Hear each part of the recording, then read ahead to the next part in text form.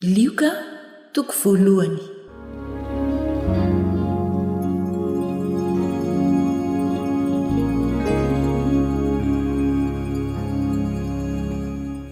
Satria maro no efa nanoratra nandahatra tantara ny amin'izay zavatra efa tanteraka tamintsika tokoa, arak'izay efa noraisintsika natolotry ny vavolombelona izay sady nahita maso no efa mpitoro ny teny hatramin'ny voalohany.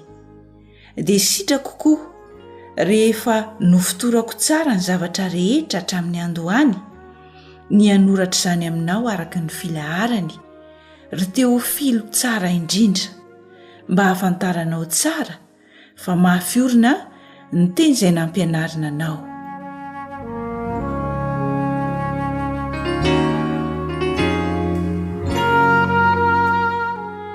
Ny nilazan'ny anjely tamin'i Zakaria ny amin'ny ahaterahan'i Jaona.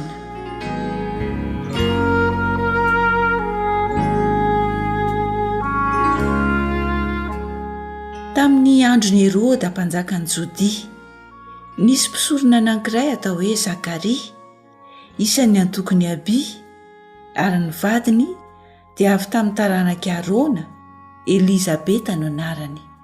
Ary samy marina teo anatrehan'Andriamanitra izy mivady, sady nitondra tena tsy nanan-tsiny araka ny didy sy ny fitsipika rehetra nomen'ny Tompo. Ary tsy nanan-janaka izy, fa momba Elizabeta. Ary samy efa antitra izy mivady. Ary noho nanao raharaham-pisoronana teo anatrehan'Andriamanitra Zakaria, araka ny fanao amin'ny fisoronana, dia anjarany araka ny filokana ny hiditra ao amin'ny tempolon'ny Tompo ka andory didika azo manitra. Ary ny vahoaka rehetra nitoetra teo ivelany nivavaka tamin'ny ora fandoroana ny didika azo manitra. Ary nisy anjelin'ny Tompo niseho taminy teo ankavanan'ny alitara fandoroana ny didika azo manitra. Ary noho ny nahita azy Zakaria dia taitra loatra izy karaiki tahotra. Fa hoy ilay anjely taminy: aza matahotra ry Zakaria, fa efa nohinoana ny fangatahanao, ka Elizabeta vadinao dia hiteraka zazalahy aminao, ary Jaona no ataonao anarany. Ary ho faly soa ravoravo ianao, ary maro no hifaly amin'ny ahaterahany. Fa ho lehibe eo anatrehan'ny Tompo izy, ary tsy hisotro divay na toaka, sady ho fenona ny fanahy masina hatrany an-kibon-dreny ny aza. Ary maro amin'ny zanak'Israely no ampodiany amin'i Jehovah Andriamaniny.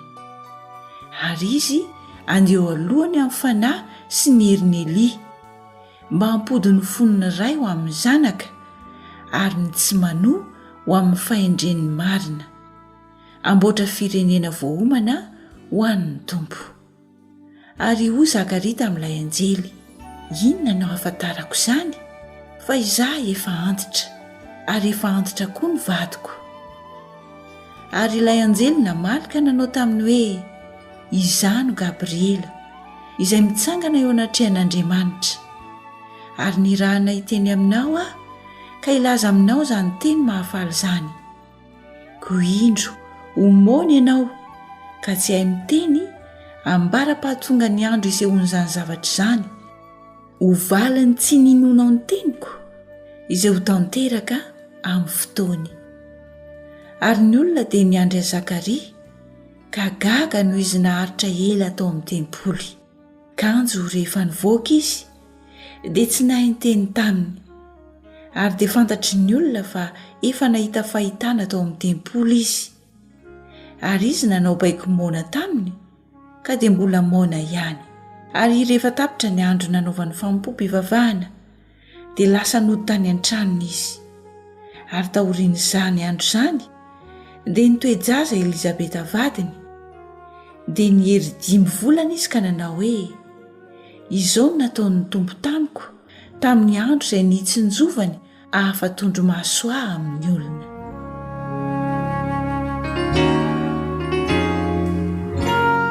Ny nilazan'i Gabriela tamin'i Maria fa hiteraka an'i Jesosy izy.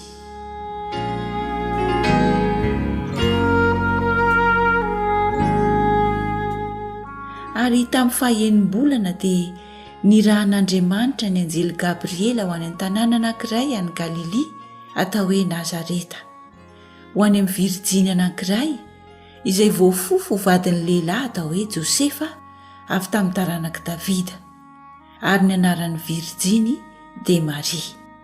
Ary no niditra tao amin'ilay anjely dia nanao hoe: arahaba ary laina soavina, ny tompo mombanao.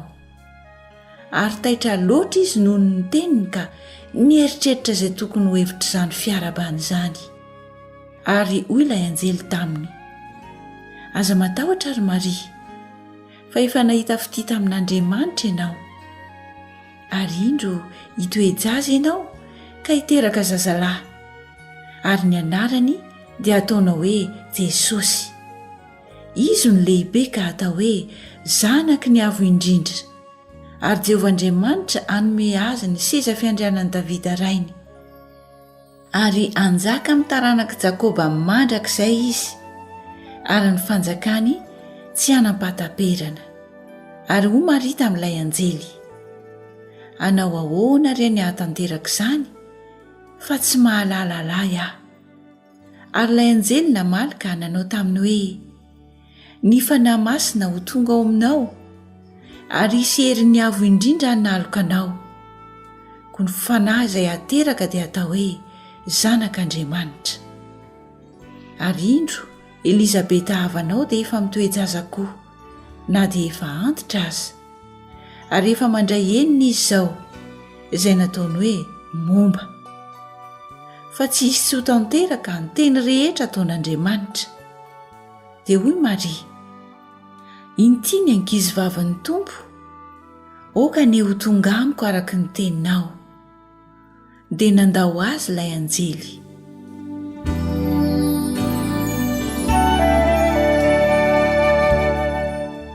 Ny namangiany Maria any Elizabeta.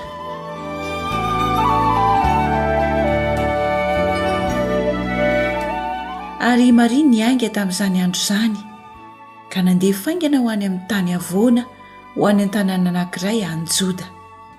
Ary niditra tao an-tranon'i Zakaria izy, ka niarahaba ny Elizabeta. Ary rehefa hareny Elizabeta ny fiaraban'i Maria, dia nibitaka ny zaza tao an-kibony, ary nofenoina ny fanahy masina Elizabeta. Dia niantso tamin'ny feo mahery hoe izy: voata samy vehivavy ianao, ary voata ny ateraky ny kibonao. Avy aiza no ahatongavan'izany amiko no mba vangin'ny renin'ny tompoko aho?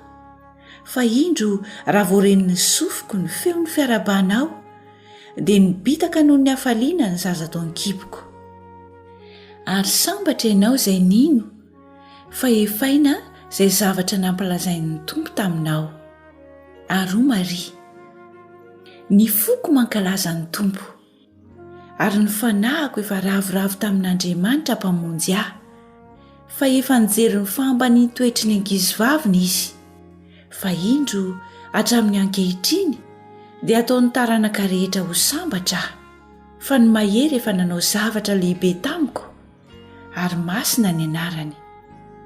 Ary ny famindram-pony dia amin'izay matahotra azy, hatramin'ny taranaka fara mandimby. Nanao asa lehibe tamin'ny sandrina izy, nampiahaka amin'ny mpiavonavina tamin'ny fiheveran'ny fony izy, nampiala ny lehibe tamin'ny seza fiandrianana izy, ary nanandratra ny ambany kosa. Ny nona no vokisan'ny soa, fa ny manan-karena kosa nampialainy maina. Niahany Israely mpanompony izy, fa nahatsiaro ny famindram-pony araka ny voalazany tamin'ny razantsika, tamin'ny Abrahama sy ny taranany mandrakizay. Ary Maria nitoetra teo amin'ny Elizabeta tokony ho 3 volana vao nody tany an-tranony. Ny nahaterahany Jaona mpanao batisa.